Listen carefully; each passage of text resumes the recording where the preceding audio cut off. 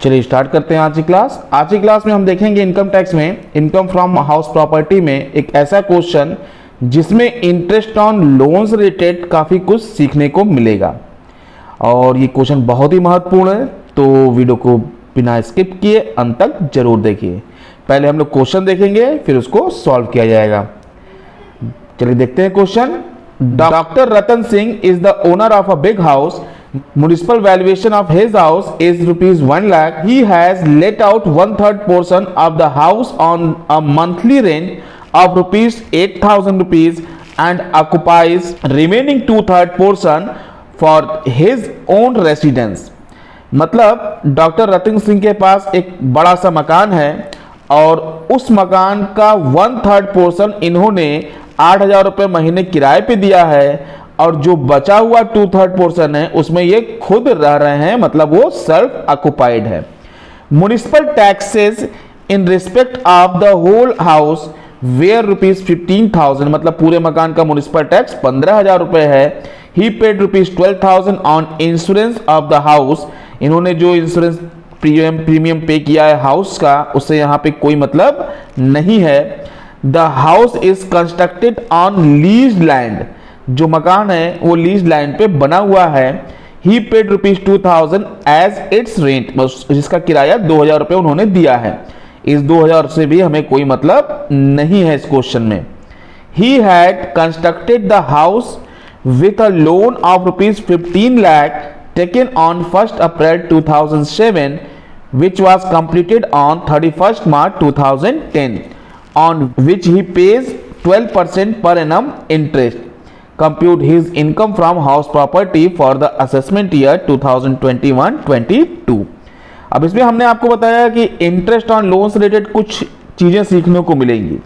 उसमें यह है कि यहाँ पे जो कंस्ट्रक्शन पीरियड दिया गया है 1 अप्रैल 2007 से 31 मार्च 2010 तक का, तो इसका जो भी इंटरेस्ट होगा वो हम नहीं लेंगे।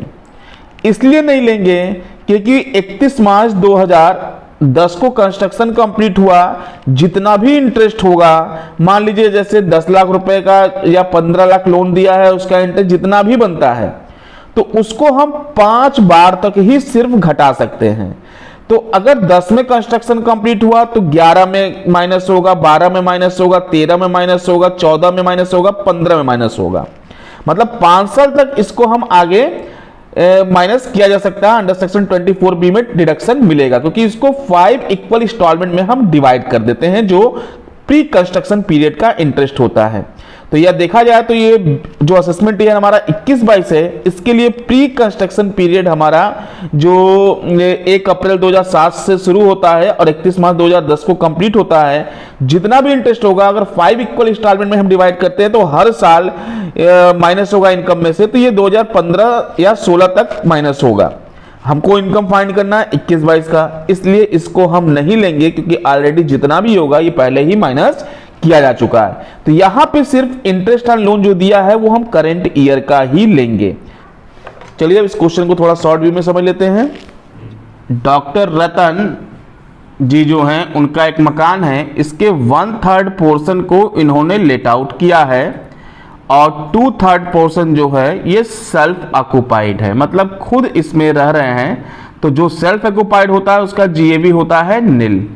उसमें से सिर्फ माइनस क्या होता है, इंटरेस्ट ऑन लोन, जो कि हाउस से रिलेटेड होता है। और जो 1/3 पोर्शन है इसको इन्होंने लेट आउट किया है। लेट आउट मतलब किसी किराएदार को दिया है जिससे इनको मिल रहा है 8,000 रुपये पर मंथ।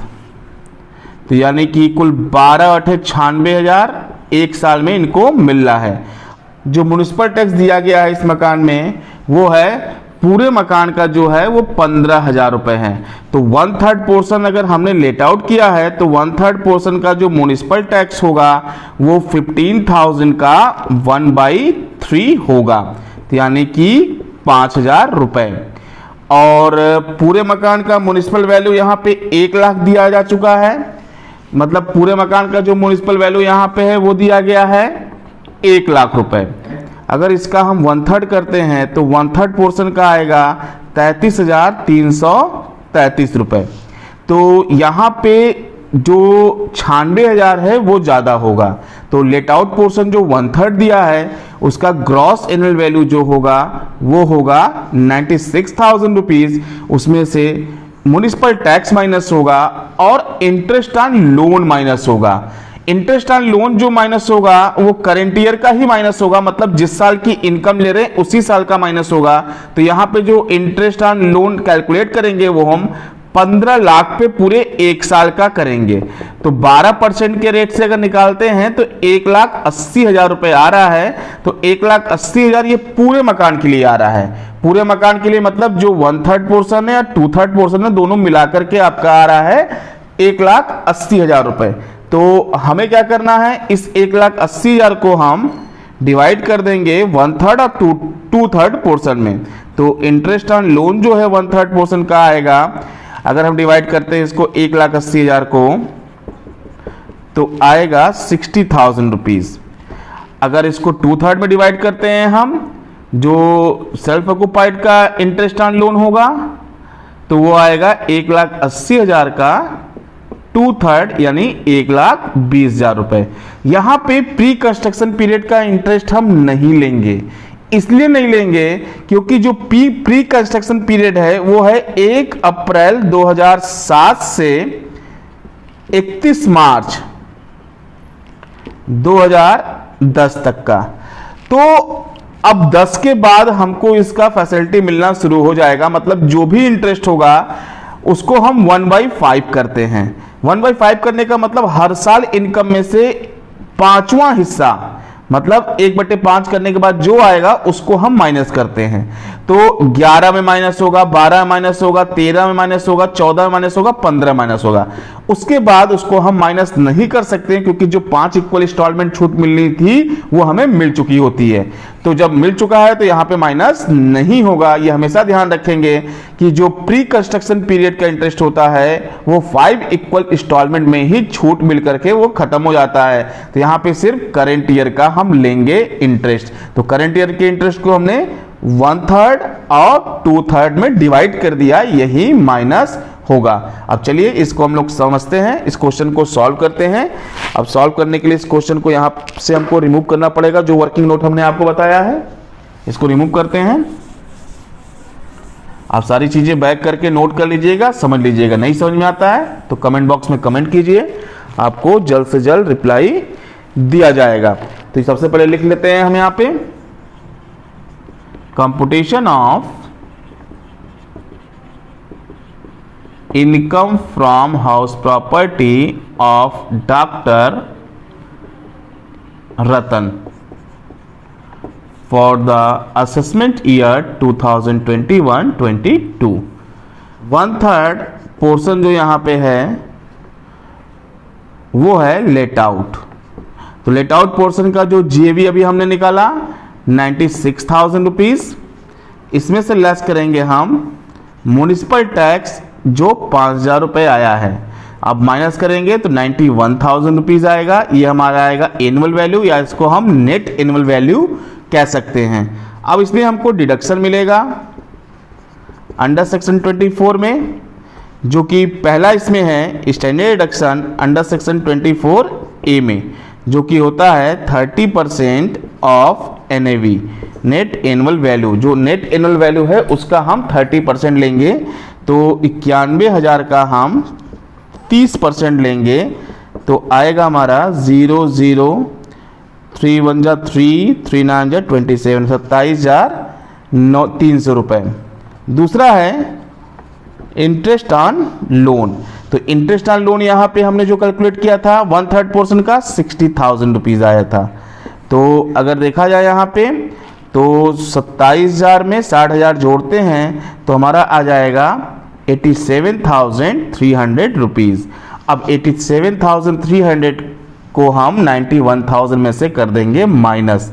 तो 0 0 10 में से 3 जाएगा 7 बचेगा, और यहाँ पे 10 में से 7 जाएगा 3 बचेगा, और ये आपका 0, यानी कि 3700 का ये हमारा इनकम आ गया। तो यहाँ पे लिख लेंगे हम taxable income from house property A. इसको हम ए नाम देते हैं। उसी तरह हम सेल्फ ऑक्युपाइड पोर्शन का फाइंड करते हैं। जो यहाँ 2/3 पोर्शन है वो सेल्फ ऑक्युपाइड है,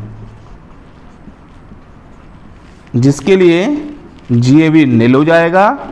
सिर्फ यहाँ पे माइनस होगा इंटरेस्ट ऑन लोन, जो कि 1,20,000 रुपए है। तो यानी 1,20,000 का यहाँ पे आ जाएगा loss from house property B. अब 1,20,000 रुपए का लॉस है, 3,700 रुपए का इनकम है, मतलब प्रॉफिट है। तो लॉस ज्यादा है, प्रॉफिट कम है, तो दोनों को हम एडजस्ट कर देंगे। मतलब कि यहाँ पे लॉस ही हमारा आएगा। तो यहाँ पे लिख देंगे हम loss from house property B minus A, मतलब बड़े वाले में से छोटे वाले को माइनस कर देंगे। तो हमारा आएगा लॉस, जो आएगा 1,16,300 रुपए। तो ये हमारा क्वेश्चन कंप्लीट। अभी के लिए बस इतना ही, मिलते हैं नेक्स्ट वीडियो में। वीडियो पसंद आया हो तो इसको लाइक कीजिए और ज्यादा ज्यादा शेयर कीजिए, ताकि हर एक बच्चे तक पहुंच सके। अगर आपने अभी तक हमारे चैनल को सब्सक्राइब नहीं किया है तो सब्सक्राइब कीजिए, साथ में बेल आइकन को जरूर दबाइए, ताकि लेटेस्ट अपडेट आपको मिलता रहे। धन्यवाद, आपका समय शुभ हो।